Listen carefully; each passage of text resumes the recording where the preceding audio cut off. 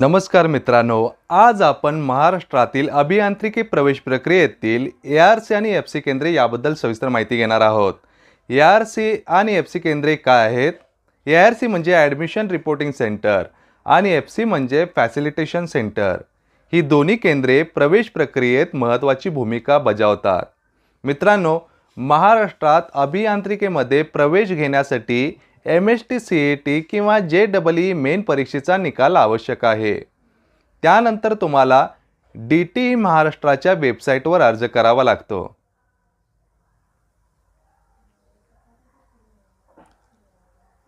अर्जानंतर कागदपत्रांची पडताळणी FC केंद्रावर होते आणि त्यानंतर कॅपराउंड्समध्ये फॉर्म भरल्यानंतर तुम्हाला कॉलेज आणि शाखा मिळतात.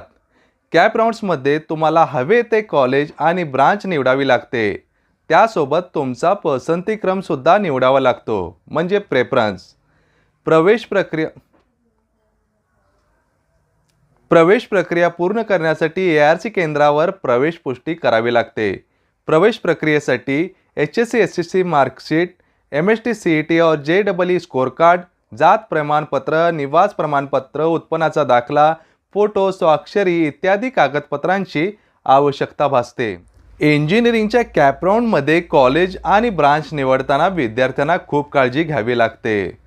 पहिल्या राऊंडमध्ये काही प्रमाणात ॲडमिशनचे सीट्स ऑटो फ्रीज होतात. कॅपराउंडमध्ये तुम्ही सिलेक्ट केलेला पसंतीक्रम म्हणजे कॉलेज आणि ब्रांच ऑटो फ्रीज मोडमध्ये असेल तर तुम्हाला ॲडमिशन घ्यावेच लागते.